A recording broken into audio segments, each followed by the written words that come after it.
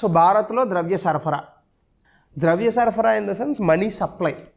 మనకి సాధారణంగా ఎకానమీస్లో the flow of the money is very very significant. అంటే బేసికల్గా ఇప్పుడు మన చేతుల్లో విపరీతంగా డబ్బు ఉందనుకోండి, ఆబ్వియస్గా ధరలు పెరుగుతాయి. ఎందుకు పెరుగుతాయని మీరు అనొచ్చు, ఇన్ఫ్లేషన్లో ఎలాగే చెప్తాను, బట్ ఇక్కడ కొంచెం చెప్పే ప్రయత్నం చేస్తాను. ఎగ్జాంపుల్కి ఇంకో వాళ్ళిద్దరికీ ఐస్ క్రీములు తినడం బాగా ఇంట్రెస్ట్ అనుకోండి ఎగ్జాంపుల్కి ఏదో బ్రేక్ ఇచ్చాం మనం, వాళ్ళిద్దరి జేబులో ఒక ఆయన జేబులో 100 రూపాయలు ఉన్నాయి, ఇంకొక ఆయన జేబులో 100 రూపాయలు ఉన్నాయి. ఒక ఐస్ క్రీమ్ తినడానికి షాప్కి వెళ్ళారు. ఐస్ క్రీమ్ షాప్కి వెళ్తే అక్కడ ఐస్ క్రీమ్ షాప్ వాడు సార్ ఈచ్ ఐస్ క్రీమ్ 100 రూపాయలు అని చెప్పాడు. ఇద్దరు కూడా చెరో ఐస్ క్రీమ్ తీసుకున్నారు, 100 రూపాయలు తినేశారు, వచ్చేసారు, డన్. మర్నాడు మళ్ళీ అదే ఐస్ క్రీమ్ బ్రేక్కి వెళ్ళారు ఇద్దరు. సో అప్పుడు కూడా షాప్ వాడి దగ్గరికి వెళ్ళారు. కాకపోతే ఈరోజు కొంత డిఫరెన్స్ ఏంటంటే ఆయన జేబులో 100 రూపాయలు ఉన్నాయి, పక్క ఆయన జేబులో 200 రూపాయలు ఉన్నాయి. ఆయన ఎక్కువ తెచ్చుకున్నాడు పాకెట్ మనీ. సో ఇదే ఐస్ క్రీమ్ షాప్కి వెళ్తే ఐస్ క్రీమ్ షాప్ వాడు ఏమన్నాడంటే 2 ఐస్ క్రీమ్లు ఇవ్వండి అని వీళ్ళిద్దరు అడిగితే ఒక ఐస్ క్రీమే ఉందా అయిపోయినాయి అన్నాడు. సో ఇద్దరికి ఐస్ క్రీమ్ అంటే ఇష్టం. 100 రూపాయలు ఉన్నటువంటి ఆయన ఏం చేశాడంటే ఫస్ట్ 100 రూపాయలు ఇచ్చేసి ఈ ఐస్ క్రీమ్ నాకు ఇచ్చేసే అన్నాడు. 200 రూపాయలు ఉన్న ఆయన ఏం చేశాడు, ఐస్ క్రీమ్ తినాలనేటటువంటి ఉత్సాహంతో నేను 200 రూపాయలు ఇస్తాను, ఐస్ క్రీమ్ నాకు ఇయ్యి అన్నాడు. ఇప్పుడు షాప్ వాడు ఎవరికి ఇస్తాడు, 200 రూపాయలు ఉన్న వ్యక్తికి ఇస్తాడు. సో ఇప్పుడు చూడండి, ఐస్ క్రీమ్ ఏమన్నా టేస్ట్ మారిందా, లేదా ఐస్ క్రీమ్ ఏమన్నా క్వాంటిటీ మారిందా, లేదా ఐస్ క్రీమ్ తాలూకా క్యారెక్టర్ ఏమన్నా మారిందా, ఏమీ మారలేదు. మరి ప్రైస్ ఎందుకు పెరిగింది, బికాజ్ డిమాండ్ ఎక్కువ ఉంది. రెండు ఒకటి డిమాండ్ ఎక్కువ ఉంది, 2 అతని జేబులో డబ్బులు ఎక్కువ ఉన్నాయి. అతని జేబులో కూడా 100 రూపాయలే ఉంటే చచ్చినట్టు ఇద్దరిలో ఎవరికో దక్కేది, లేదా ఇద్దరు సగం చేసుకుని తినేవాళ్ళు ice cream. Isn't it so? అంతే కదా, ఇద్దరు మగాళ్ళు సగం చేసుకుంటే చండాలంగా ఉంటుంది అనుకోండి, వేరే విషయం అది.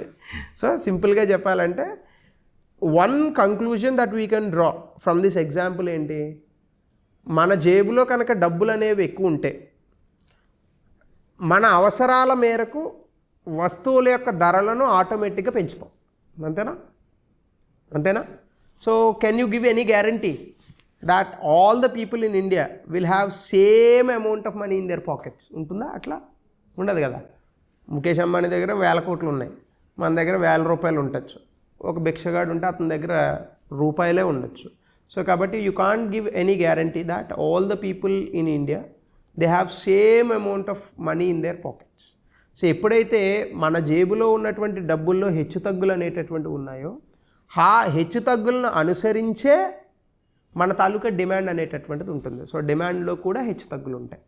సో కాబట్టి ఈ మనీ సప్లై అనేటటువంటిది ఒకప్పుడు ఇన్ఫ్లేషన్ అనేటటువంటి దానికి చాలా తక్కువ అవకాశం ఉండేది. ఒకప్పుడు అంటే నా ఉద్దేశంలో 1000-2000 సంవత్సరాల క్రితం కరెన్సీ పుట్టనటువంటి కాలంలో మన జేబులో కరెన్సీ విచ్చలవిడిగా రావడానికి అవకాశం ఉండేది కాదు. ఎందుకంటే గోల్డ్ ఉందనుకోండి, నువ్వు కరెన్సీని ప్రొడ్యూస్ చేసినంత ఫాస్ట్గా గోల్డ్ కాయిన్స్ని ప్రొడ్యూస్ చేయలేవు, అంతే కదా. ఇప్పుడు నువ్వు గోల్డ్ కాయిన్స్ని ప్రొడ్యూస్ చేయాలంటే ఏం చేయాలి, గోల్డ్ని తవ్వాలి, దాన్ని తీయాలి, దాన్ని మళ్ళీ దాన్ని రిఫైన్ చేయాలి, అందులోంచి మళ్ళీ కాయిన్స్ అనేటటువంటి వాటిని ఇవ్వాలి. సో చాలా పెద్ద తత్వంగా ఉంటుంది. కరెన్సీ నోట్స్ ఏంటి, ఓ పెద్ద షీట్ ఆఫ్ పేపర్ తెస్తాడు, ఓ మెషిన్ ఉంటుంది, కట్ చేస్తాడు, గాంధీ గారు బొమ్మ వేస్తాడు, టప్పని వస్తాయి కరెన్సీలు, అంతేనా. సో కాబట్టి production of currency or making of currency or printing of currency is very easy when you relatively compare with the earlier times.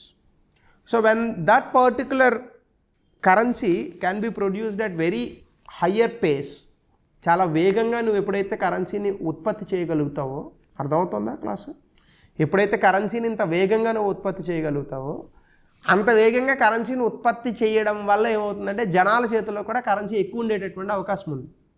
So దీన్నే మనం ఏమంటామంటే మనీ సప్లై అంటాం. అంటే ఎంత డబ్బు ఎకానమీలోకి ప్రింట్ అయ్యి వస్తుంది, లేదా ఎంత డబ్బు ఎకానమీలో చలామణి అవుతుంది, దీన్ని మనీ సప్లై అని అంటాం.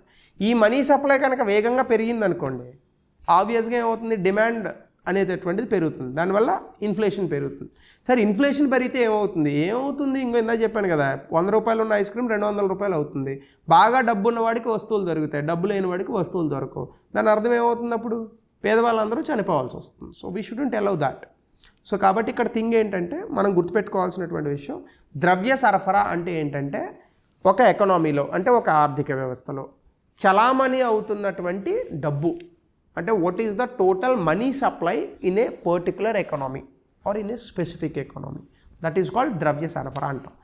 ఈ ద్రవ్య సరఫరాను నువ్వు ఎప్పుడైతే రెగ్యులేట్ చేయలేదో, అంటే దీన్ని ఎప్పుడైతే నువ్వు నియంత్రించలేదో ఏమవుతుంది, చాలామంది పేదవాళ్ళు ఇబ్బంది పడేటటువంటి అవకాశం ఉంటుంది. సో అది జరగకూడదు. That's the reason why you have to regulate it. So అదే రాశాను చూడండి.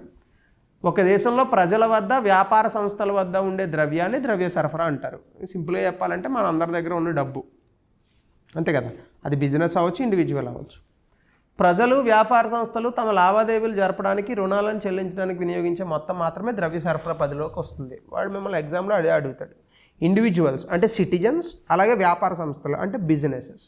Whenever they use the money for transaction purposes, any money that is used for transaction purposes by the individuals on the business is called as money supply.